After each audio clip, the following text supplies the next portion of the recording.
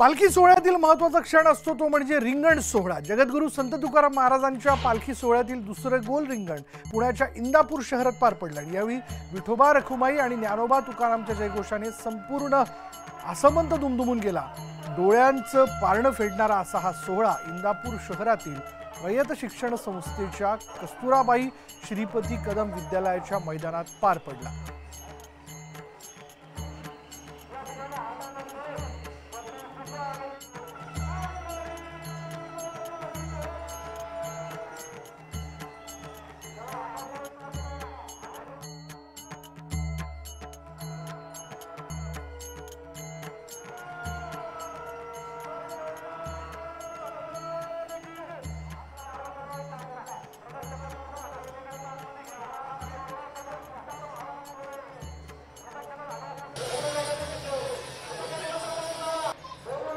चला जाणार आहोत आमचे प्रतिनिधी रायचंद शिंदे यांच्याकडे, कारण रायचंद आता तुकोबांच्या पालखी बरोबर आहेत।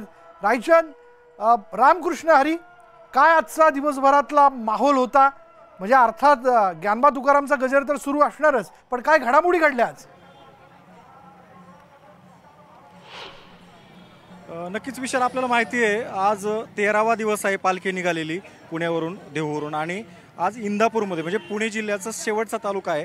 या तालुक्यामध्ये आज संपूर्ण दिवसभर इंदापूरमध्येच पालखी राहणार आहे आणि आज इंदापूरकरांनी जोरदार स्वागत केलं आहे। इंदापूरमध्ये आपण जो रिंगण सोहळा पाहिला तो त्या रिंगण सोहळ्याला प्रचंड गर्दी होती आणि ही सगळी दृश्य आपण दुपारच्या आणि सध्याच्या बुलेटिनमध्ये सुद्धा पाहतोय। खरं तर या सगळ्या दिंड्यांचं, पालख्यांचं इंदापूरमध्ये जंगी स्वागत होते, पण इंदापूरकरांनी अशाच पद्धतीने जर मागच्या बाजूला पाहिलं तर ठिकठिकाणी पालख्यांना वेगवेगळ्या प्रकारचं खाद्य वाटप असेल, चहा पाणी असेल, या सगळ्या गोष्टी या ठिकाणी वाटप सुरू आहे।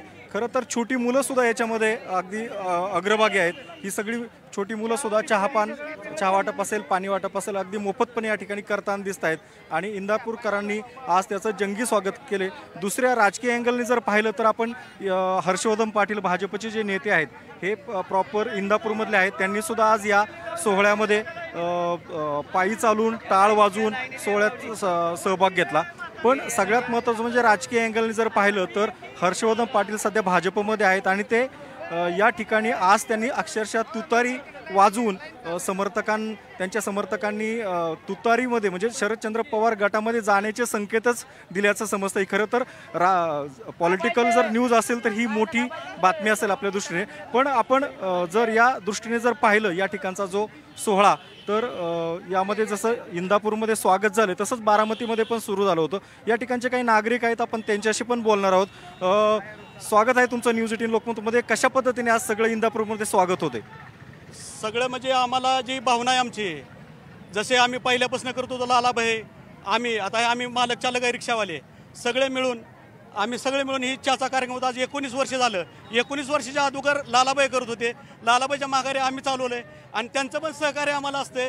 सगळ्या भाविकांना आमचं असं वाटतं की आमच्याकडून देवाने आमच्याकडून ही प्रत्येक वर्षी असं करून घ्यावं की आमची बिस्लरी, चहा, अजून वेपर्स, पोहे, हे जे आम्हाला करता येतं तेवढं साधन आम्ही आमच्या करतो। 19 वर्ष झालं आमचं कार्य चालू आहे आणि रिक्षावाले मालक चालक आहेत, म्हणजे काय असं नाही की बाबा हे पुढारी ती पुढाऱ्याचा काही विषय नाही। मी पण एक अपंग संघटनेचा अध्यक्ष आहे, जिल्हा अध्यक्ष, तरी पण मी त्याच्यात भाषाभाग घेत नाही। पण जे आमच्याकडं तुकाराम महाराज येतात ते आम्ही एक दिवाळी येऊन साजरा करतो आणि आम्हाला तशीच सद्बुद्धी द्यावं की अजून असं चांगलं आमच्याकडून कार्य करावं। नक्कीच विशाल, आपण पाहिलं रिक्षा चालक संघटना आहे, स्वतः ते अपंग असताना सुद्धा त्यांनी या ठिकाणी सगळी सोय केलेली आहे आणि दरवर्षीप्रमाणे या ठिकाणी ते सगळ्या भाविकांची सोय करतायत। खरं तर हे कौतुक केलं पाहिजे या संघटनाचं। खरं तर राजकीय खूप मोठं वलय असलेलं हे शहर आहे इंदापूर, हर्षवर्धन पाटलांचं गाव आहे, पण अशा गावात सुद्धा ह्या सगळ्या बरोबर आहे। वारी म्हटलं म्हणजे सगळेच वेगवेगळे रंग या ठिकाणी बघायला मिळतात। राजकीय रंग आहेत, सेवाभाव आहे आणि सेवाभाव तर वारकऱ्यांमध्ये किंवा एकूणच वारीच्या दृष्टीने सेवा देणाऱ्या लोकांसाठी फार महत्त्वाचा भाग असतो, कारण कुठल्या ना कुठल्या स्वरूपात विठुरायाच्या चरणी सेवा देणं हा म्हणजे ही एक त्यांची भावना असते आणि ते देऊ करतात। धन्यवाद रायचंद या सगळ्या माहितीबद्दल। विठुरायाच्या दर्शनाची ओढ वारकऱ्यांसह सगळ्याच भक्तांना लागली आहे। माजी मंत्री हर्षवर्धन पाटील यांनीही वारीत सहभाग नोंदवला आणि यावेळी हाती टाळ, कपाळी चंदन आणि बुक्क्याचा टिळा यासोबत वारकऱ्यांच्या पोशाखात ते पाहायला मिळाले। तुकोबांची पालखी देहूवरून आता पंढरपूरकडे प्रस्थान करते आणि जाताना आता इंदापूरमध्ये आज विसावा घेतलेला आहे। खरं तर वर्षानुवर्ष या वारीमध्ये चालणारे, पालखीमध्ये चालणारे माजी मंत्री हर्षवर्धन पाटील आपल्या सोबत आहेत। सर, स्वागत आहे तुमचं न्यूज 18 लोकमतमध्ये। आज तुम्ही कितव्यांदा वारीमध्ये सहभागी झालात आणि काय नेमकं मागणं केलं? नाही, जवळजवळ 35-40 वर्ष झालं आम्ही ह्या वारीमध्ये दरवर्षी सहभाग असतो आमचा। आणि प्रामुख्यानं ही वारी आमच्या कुटुंबांना, तसं पाहिलं तर आम्ही वारकरी कुटुंब आहोत आमचं, आणि गेल्या 4-5 पिढ्यापासून ह्या देहू आळंदी पंढरपूर वारीचा हा जो उत्सव असतो हा कायमच आम्ही अतिशय आनंदानं करत असतो। आणि आज त्या पद्धतीनं 7 ते 8 किलोमीटर आज आम्ही या वारीमध्ये आम्ही चाललो आणि खूप समाधान वाटतं, खूप आनंद वाटतं। विठ्ठलाच्या चरणी एवढंच मागितलं की महाराष्ट्रामध्ये चांगला भरपूर पाऊस व्हावा। अजून काही ठिकाणी पावसाची प्रतीक्षा आहे।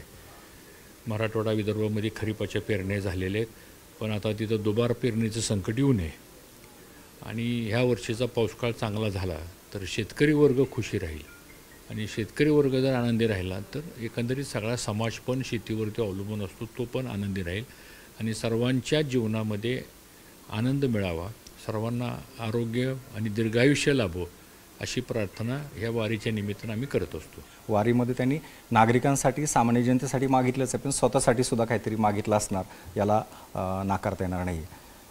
Prashant Mohite sir, Raichand Shinde, news 18 Lokmat, Indapur, Pune.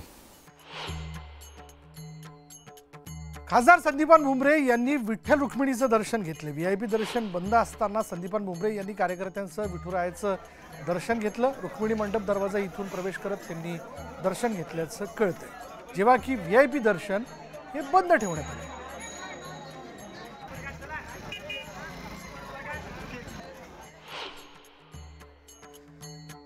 संत ज्ञानेश्वर महाराजांच्या पालखीनं ऐतिहासिक फलटण नगरीहून बरडला मुक्कामी ती जाणार आहे आणि या विडणी, पिंपरद, निंबळक फाटा इथे विसावा घेतल्यानंतर पालखी बरडमध्ये मुक्काम करणार आहे। दरम्यान लाखो वारकऱ्यांसह बरडकडे निघालेल्या माऊलींच्या पालखी सोहळ्याची खास दृश्य न्यूज 18 लोकमतच्या प्रेक्षकांसाठी।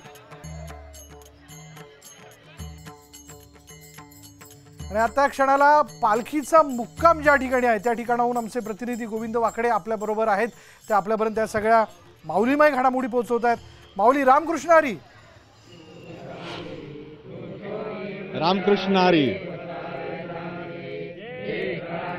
व्यंकटेशांडो तया सत्कर्मी रतिवाडो, भूता परस्परे पडो, मैत्र जीवाचे दुरितांचे तिमिर जाओ, विश्व सूर्य सधर्मे पाहो, जो जे वांचिल तो ते लाहो, प्राणी जात वर्षत सकल मंडळी, श्रीरायची मांदियाळी।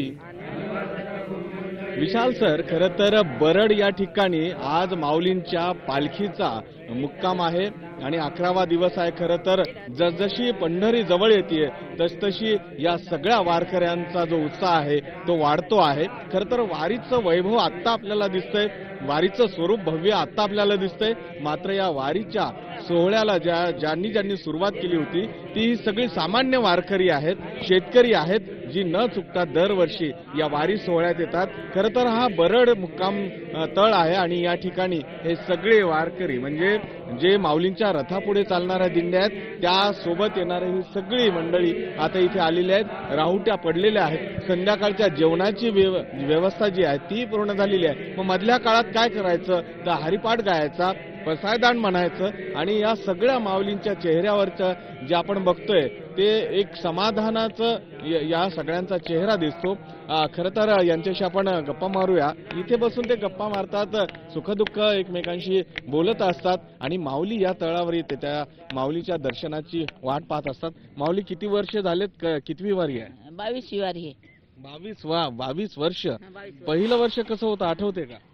पहिलं वर्ष म्हणजे आम्ही हाताने स्वयंपाक करायचो आणि नंतर पाल ठोकायचो आणि हाताने स्वयंपाक करायचा, घरून शिदा आणायचा, जेवायचं आणि जेवण झाल्याच्या नंतर 2-2 पोळ्या प्रत्येक माणसाला द्यायच्या आणि कुठं आंघोळीच्या जाग्यावर आंघोळी झाल्याच्या नंतर आम्ही ते भोजन करायचो। अर्थातच विशाल सर हे समजून घेतलं पाहिजे, अत्यंत खडतर वाट होती, अजूनही तीच आहे। आपण बघतोय पाल राहुट्यामध्ये राहून ऊन ऊन पाऊस वारा यामध्ये सगळ्यामध्ये ही वारी जी आहे मार्गस्थ होते. आता जेव्हा आपण बोलण्याआधी सुरुवात करत होतो तेव्हा पसायदान सुरू होतं आणि पसायदान अर्थातच योगियांचे योगी महावैष्णव माऊली महाराज हे देवाकडे काहीही मागू शकले असते, मात्र त्यांनी पसायदानातनं विश्वकल्याणासाठी प्रार्थना केली आणि हेच या संतांचं मोठेपण आहे.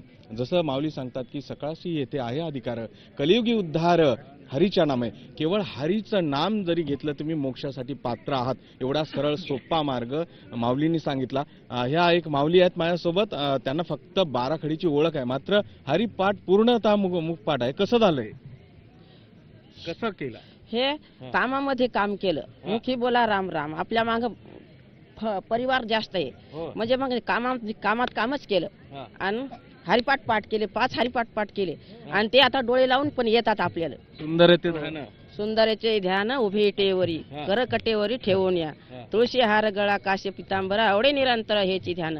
मखल कुंडल तळपती सर्वनी कंठी कस्तुक म्हणे विराजित. तुका म्हणे मज हेची सर्व सुख पाहिन श्रीमुख आवडीने. तुळशी हार गळा काशी पितांबर आवडे निरंतर हेची ध्यान. खरं तर हे या सगळ्या वारकरी संप्रदायाचं गोडवा म्हणावा लागेल की प्रत्येक शब्दामध्ये आहे की आहे. बुक्का लावलेलाच आहे मी. काय सांगाल बाबा, किती वर्ष झाले? माझी 30 वर्ष झाली. 30 वर्ष 30 वर्ष झाली. बरं. आणि काय मागायचं तिकडे पांडुरंगाकडे जाऊन? पांडुरंगाकडे काय मागायचं जोरात? बोला पुंडली गौरधार विठ्ठल श्री ज्ञानदेव पंढरीनाथ